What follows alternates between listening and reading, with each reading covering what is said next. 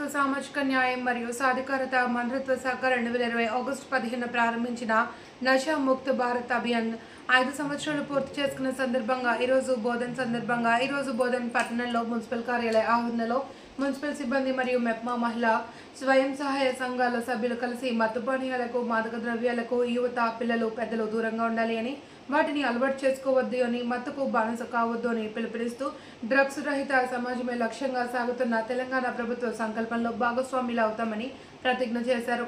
నషాముక్త భారత్ అభియాన్ అనే drug free ఇండియాను సాధించడంపై దృష్టి సాధించిన జాతీయ కార్యక్రమం. ఇది ఉన్నత విద్యా సంస్థలు, యూత్ బ్లాక్ మరియు మహిళా సంఘాలపై ప్రత్యేక ప్రాధాన్యతనిస్తూ యువత, మహిళలు మరియు సమాజంలో సభ్యులను చైతన్యం చేస్తుంది. డ్రగ్స్ అమ్మకం, కొనుగోలు మరియు అక్రమ రవాణాను అరికట్టడానికి కృషి చేయడానికి పిలుపునిస్తుంది. Say no to drugs, say yes to life. ఈ కార్యక్రమంలో మున్సిపల్ డిఈ యోగేష్, ఏఈ ముఖాయార్, ఎస్ఏ గణేష్, మేనేజర్ రమేష్, మెప్ప టీఎంసీ శ్రీనివాస్ తదితరులు పాల్గొన్నారు. ప్రతిజ్ఞ 2025వ సంవత్సరం. నేను మాదక ద్రవ్యాలపై జరుగుతున్న పోరాటంలో క్రియాశీల భాగస్వామిని అవుతానని, నేను డ్రగ్స్ రహిత జీవన శైలిని అనుసరిస్తూ నాతో పాటు ఏ ఒక్కరూ డ్రగ్స్ బారిన పడకుండా ఉండడానికి కృషి చేస్తానని,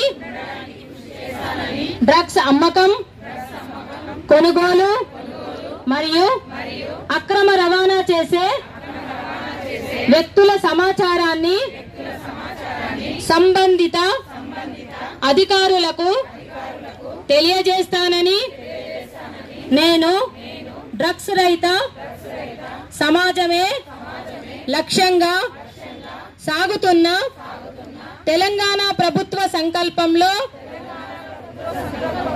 భాగస్వామిని అవుతానని ప్రతిజ్ఞ చేయుచున్నాను.